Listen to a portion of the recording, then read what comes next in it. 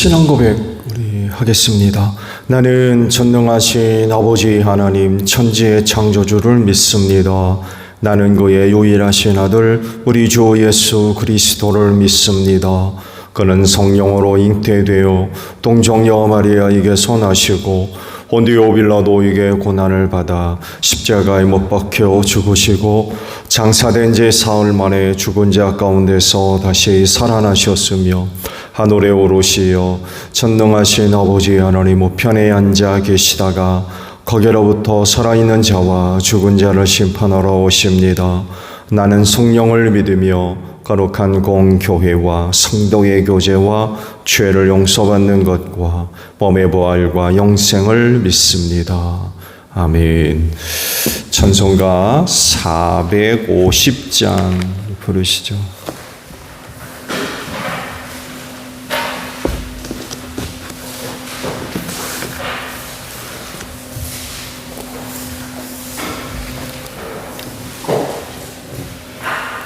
찬송가 450장입니다. 내 평생 소원 이것뿐 주의 일하다가 이 세상 이별하는 날 주 앞에 가리라. 꿈같이 헛된 세상 일 취할 건 무엇냐. 이 수고함만 하여도 헛된 것뿐일세. 불같은 시험 많으나 겁내지 맙시다. 구주의 권능 크시니 이기고 남겠네. 금보다 귀한 믿음은 참 법에 되도다. 이 진리 믿는 사람들 다 복을 받겠네. 살같이 빠른 과금을 주 위에 하기세. 온몸과 마음을 바치고 힘써서 일하세. 아멘. 말씀을 봅니다. 열왕기하 10장 28절에서 마지막 절까지 있는 말씀을 보겠습니다. 이렇게 하여 예후는 바알 종교를 이스라엘로부터 쓸어내었다. 그러나 예후는 베델과 다네에 세운 금송아지를 섬겨 이스라엘로 하여금 죄를 짓게 한 느밧의 아들 여로보암의 죄로부터 완전히 돌아서지는 못하였다. 주님께서 예후에게 말씀하셨다. 너는 내가 보기에 이를 바르게 잘하여 내 마음에 들도록 아합의 가문을 잘 처리하였으니 내 4대 자손까지는 이스라엘의 왕위를 지키게 될 것이다. 그러나 예후는 주 이스라엘의 하나님의 율법을 지키는 일에 마음을 다 기울이지는 못하였고 이스라엘로 죄를 짓게 한 여로보암의 죄로부터 돌아서지는 못하였다. 이때부터 주님께서는 이스라엘을 조금씩 찢어내기 시작하셨다. 그래서 하사엘이 이스라엘의 국경 사방에서 공격해 왔다. 그는 요단강 동쪽 지역인 갓 사람과 루벤 사람과 므낫 사람이 있는 길르앗의 모든 땅 곧 아르논 강에 맞붙어 있는 아로엘에서부터 길르앗과 바산까지 공격하였다. 예후의 나머지 행적과 그가 한 모든 일과 그가 권세를 누린 일들은 이스라엘 왕 역대지략에 모두 기록되었다. 예후가 죽으니 사마리아에 안장하였고 그의 아들 여호아하스가 그의 뒤를 이어 왕이 되었다. 예후는 사마리아에서 28해 동안 이스라엘을 다스렸다. 아멘. 오늘은요 30절에 있는 말씀을 함께 나누려고 합니다. 30절 너는 내가 보기에 일을 바르게 잘하여 내 마음에 들도록 아합의 가문을 잘 처리하였으니 내 4대 자손까지는 이스라엘의 왕위를 지키게 될 것이다 라는 말씀입니다. 예후가 한 일에 대한 하나님의 응답 혹은 은혜의 내용들이 이제 쭉 기록이 되어져 있죠. 그래서 또한 비교될 만한 인물이 하나 있죠. 바로 다윗 왕입니다. 내가 다윗을 만나니 마음에 아파다. 내 모든 뜻을 다 이루게 하겠다라는 그런 그 유명한 말씀이 있죠. 얼마나 다윗이 그 마음이 들면 그의 왕권을 영원하게 하겠다. 그런 그 약속의 말씀을 하셨겠습니까? 이런 다윗과 그 예후가 비교가 될 수 있을 것 같아요. 하나님은 다윗에게 그런 그 놀라운 은혜를 약속하셨지만 예후에게는 4대를 약속하세요. 왕권에 대한 4대를 내가 보장해 주겠다. 왜 4대만 허락하셨을까? 물론 이 부분은 하나님의 주권하에 있는 일이고 하나님의 주권하에 결정하신 내용들이기 때문에 이런 부분에 대해서는 인간들이 왈가왈부할 수 있는 성격이 사실은 아니죠. 하나님의 주권에 의해서 3대도 될 수 있고 4대도 될 수 있고 5대도 될 수 있고 그렇습니다. 근데 하나님은 그의 왕권을 4대 자손까지 보장을 해 주셨죠. 그렇지만 다윗과 비교해 볼 수 있는 이유가 생겨요. 말씀을 보면 예후와 그 자손들이 받은 은혜는 결국 하나님 마음에 들도록 일처리를 잘 했다는 것이죠. 그게 뭐예요? 아합 가문에 대한 하나님의 심판의 일을 그가 잘 감당했다는 것입니다. 그 일에 대한 보답으로 왕권 4대를 보장해 주셨던 거죠. 근데 말씀의 내용들을 쭉 보셨듯이 그가 한 일에 대한 내용은 여기서 끝나지 않죠. 그렇죠? 아합 가문에 대한 하나님의 심판의 성격을 띠고 그의 가문을 완전히 쓸어버렸죠. 하나도 남기지 않고 모조리 쓸어버리셨습니다. 그가 하나 잘한 일이었죠. 기타 이외의 그의 행적에 대한 기록된 말씀을 보게 되면 부족한 부분들이 드러납니다. 바알 종교를 완전히 또 쓸어내죠. 아합 가문만 쓸어낸 게 아니라 바알 종교까지 완전히 쓸어내 버립니다. 그렇지만 또 다른 우상 숭배에 대해서는 손을 대지 않아요. 그 뭡니까? 베델과 단에 세워져 있는 금송아지 섬기는 일. 여로보암으로부터 시작된 이스라엘이 우상 숭배에 빠지는 데 있어서 그 시작점이죠. 출발점을 제공한 사람이 바로 여로보암입니다. 베델과 단에 금송아지를 만들어 놓고는 이스라엘 백성들이 예루살렘으로 내려가지 못하도록 그렇게 했거든요. 하나님께서 이스라엘을 남북으로 찢어가지고 북의 10지파를 여로보암에게 주지 않았습니까? 그의 시작도 하나님의 약속으로 하나님의 은혜로 시작된 왕조였어요. 근데 얼마 지나다 보니까 이스라엘 백성들이 제사하려고 예루살렘으로 내려가거든요. 이거 그냥 뒀다가는 백성들이 나를 버리고 반란을 일으킬까 두려워가지고 못 내려가게 하는 방법으로 선택한 게 바로 베델과 단에다가 금송아지를 각각 만들어 놓고는 이게 우리를 이집트에서 이끌어낸 신이다. 그러고는 금송아지를 섬기게 만들었어요. 그러면서 북이스라엘에 본격적으로 우상숭배가 들어오는 계기가 되어버렸어요.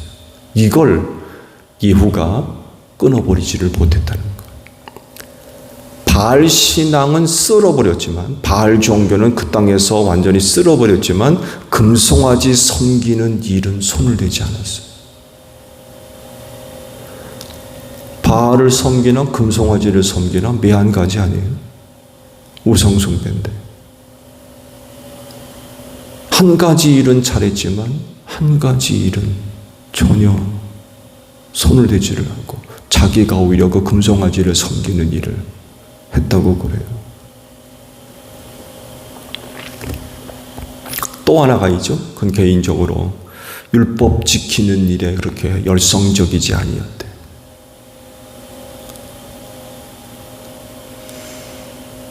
때로는 지키다, 때로는 안 지키다. 율법 지키는 일에는 별로 신경 쓰지 않은 그런 그 모습들도 있었다고. 최선을 다해서 율법을 따르는 생활을 하지 않았다는 거죠. 근데요, 만약 그가 이런 부분까지 하나님 앞에서 온전함을 보였다고 하면 결과는 어떠했을까? 라는 물음이 생겨요. 이것들까지 예후가 하나님 마음에 들었다면 결과는 어떻게 됐을까?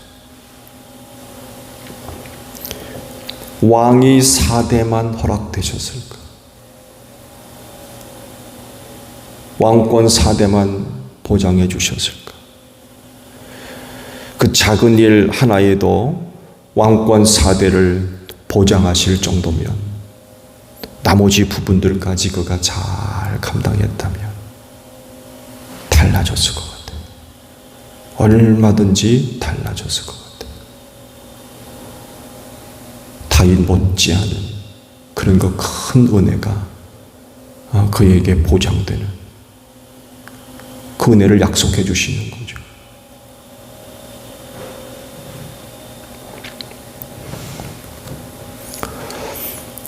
그리스도인은 끊임없는 신앙 갱신을 벌여야 될 사람들인 줄로 압니다. 성경에 비추어서 합당하지 않은 그런 그 생활의 모습들이 발견된다면 그거 내버려둘 수 있어요. 신앙 갱신을 통해서 말씀으로 돌아서야죠. 말씀과 합하지 않은 생활, 변질된 신앙, 이런 것들이 발견된다면 그 즉시로 정리해야 되겠죠. 하나님 앞에 바로 서는 신앙 갱신이 끊임없이 있어야 할 사람들이 바로 그리스도인입니다. 누구도 하나님 앞에서 완전할 수 없어요. 온전할 수가 없는 거죠. 약하기 때문에 그래요. 또 죄성을 소유했고 근본적으로 죄 가운데 태어나는 그런 존재들이기 때문에 하나님 앞에서 온전함을 갖춘다는 건 사실 그건 불가능하죠. 그건 은혜로 되어지는 일이지 인간의 어떤 노력들에 의해서 이루어질 수 있는 성격은 절대로 아니죠. 근데 그럼에도 불구하고 하나님은 뭐라 하십니까? 내가 온전한 것 같이 너희도 온전해야 된다라고 말씀을 하셨습니다. 그렇기 때문에 이런 하나님을 본받아서 우리가 하나님 앞에서 온전함을 갖추어야 되는데 그건 바로 끊임없는 신앙 갱신을 통하여서 우리의 신앙을 하나님 앞에 바로 세우는 이런 끊임없는 노력들이 있어져야 된다는 거예요. 이거 중단되면 말씀을 드린 대로 죄 가운데 태어난 인간이기 때문에 언제라도 타락할 수 있어요. 내 나름대로는 그 신앙이 온전한 것 같지만 변질돼 버린 신앙. 사도 바울 보세요. 그가 그가 바울 되기 전 사울의 삶의 모습을 보게 되면 잘난 사람이었습니다. 하나님 앞에서 흠없는 사람이었다고 그래요. 철저하게 율법을 지키며 살았던 사람이었어요. 근데 예수 믿고 난 뒤 보니까 이전의 생활이 전혀 그렇지 않았다는 것을 깨닫게 됐어요. 그건 하나님을 섬기는 신앙이 아니라 오히려 하나님을 대적하고 회방하는 이런 생활을 했었다는 걸 알게 됐어요. 나름대로는 하나님 잘 섬기는 줄 알았던 거죠. 근데 그게 전혀 아니었다는 거. 그 신앙 갱신이 중단되게 되면 왜곡된 신앙을 소유하기 쉽고 착각 속의 신앙생활을 하는 거죠. 이런 끊임없는 신앙 갱신을 통하여서 하나님 앞에 온전함을 이루어 가야 되겠다라는 그런 그 사실입니다. 비성경적이고 비신앙적이며 또 비교회적인 그런 요소들, 성경 말씀을 통하여서 이런 부분들이 발견된다고 하면 신앙갱신을 통하여서 새롭게 하나님 앞에 세워져야 될 겁니다. 예후의 경우를 말씀을 드렸습니다만 해도 바알 신앙은 깨끗하게 정리를 했으면서도 왜 금송아지 숭배는 그냥 둬요? 그렇지 않나요?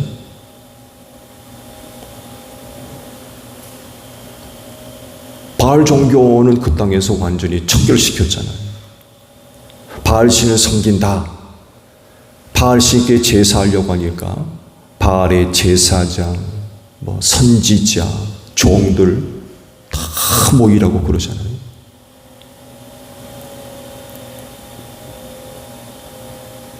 안 모이게 되면 위협과 협박을 하면서까지 다 모이게 했어요. 그리고는 신전에 들어간 바알 제사장들을 다 죽였거든요. 하나도 남기지 않고. 그렇게 철저하게 바알 신앙을 그 땅에서 완전히 척결을 했는데 금송아지는 왜 남겨둬요? 똑같은 거 아니에요? 바알 신이나 금송아지나 우상숭배는 왜 마찬가지 아닙니까? 그건 왜 척결 안 합니까? 그것도 했으면 이것도 해야지.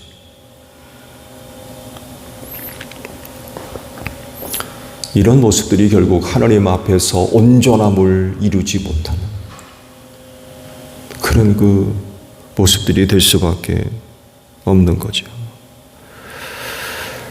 이것까지 척결했다면 성경적이지 않은 다른 어떤 것들도 깨끗하게 정리를 했어야 옳았는데 근데 그건 가지를 못했어요. 말씀을 드린 대로 그가 이런 부분까지 했다면 하나님은 또 얼마나 더 좋아하셨을까? 아합 가문 하나 척결한 것 때문에 왕권 4대를 보장하셨는데 이런 부분들까지 그가 완전하게 정리를 했다면 또 다른 그런 그 놀라운 은혜들이 그에게 주어지지 않았을까? 그런 그 생각도 해봅니다. 그런데 온전함으로 나아가는 여러분들이 되시기를 바랍니다. 온전함으로 나아가면서 하나님 앞에 여러분이 갖고 있는 신앙들 바르게 세워가는 여러분들이 되시기를 바랍니다. 주기도문 합니다. 하늘에 계신 우리 아버지, 아버지의 이름을 거룩하게 하시며 아버지의 나라가 오게 하시며 아버지의 뜻이 하늘에서와 같이 땅에서도 이루어지게 하소서. 오늘 우리에게 일용할 양식을 주시고 우리가 우리에게 잘못한 사람을 용서하여 준 것 같이 우리 죄를 용서하여 주시고 우리를 시험에 빠지지 않게 하시고 악에서 구하소서. 나라와 권능과 영광이 영원히 아버지의 것입니다. 아멘. 기도하겠습니다.